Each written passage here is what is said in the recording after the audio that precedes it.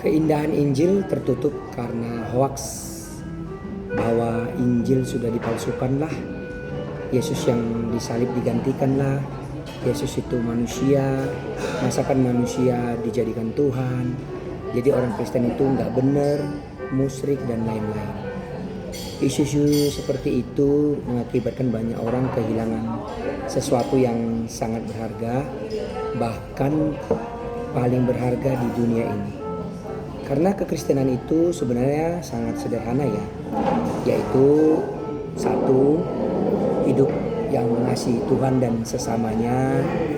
Dua, mengenakan manusia baru dan meninggalkan manusia lama. Tiga, pertobatan yang dimulai dengan memahami karya penebusan dosa manusia oleh Allah, yaitu melalui karya salib, sehingga manusia dapat dimampukan untuk hidup kudus dan berjuang hidup sempurna sesuai yang diajarkan dan diteladankan sendiri oleh Allah pencipta langit dan bumi melalui Tuhan Yesus.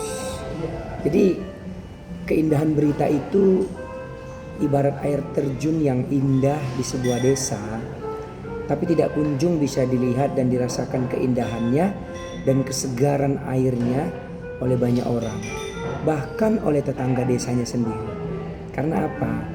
Ya karena adanya isu bahwa di dalam desa itu angker, kalau masuk desa itu pasti mati. Jadi orang-orang tidak pernah berani mencoba karena mereka mendengar saja sudah takut gitu ya. Padahal dengan membaca Injil dan menjalankannya, banyak orang akan paham sehingga hidupnya penuh dengan tujuan.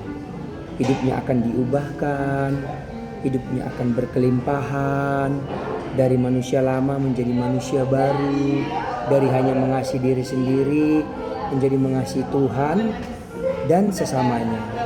Contoh ya, di dalam Alkitab itu ya, keindahan Injil itu ya dapat kita baca bersama. Itu ada tertulis di Galatia 5 ayat 22 sampai 24 terjemahan baru.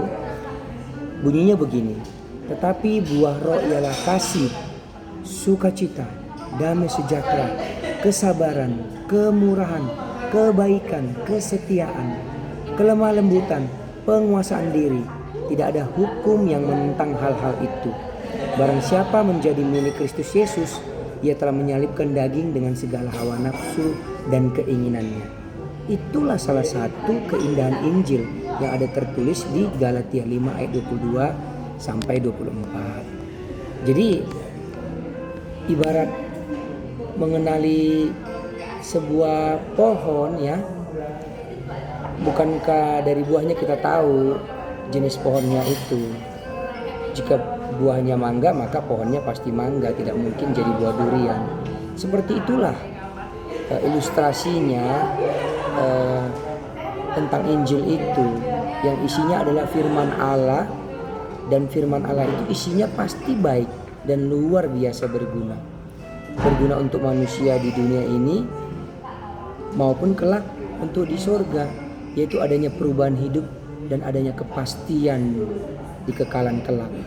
Jadi jika ingin tahu lebih banyak, tahu lebih dalam dan secara lengkap siapa itu Yesus, mengapa Yesus lahir, mengapa Yesus disebut Tuhan, bagaimana sejarahnya Yesus lahir, untuk apa Tuhan Yesus lahir ke dunia, baca aja sumbernya.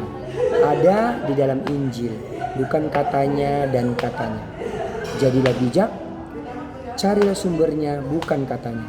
Injil tidak angker untuk dibaca. Salam.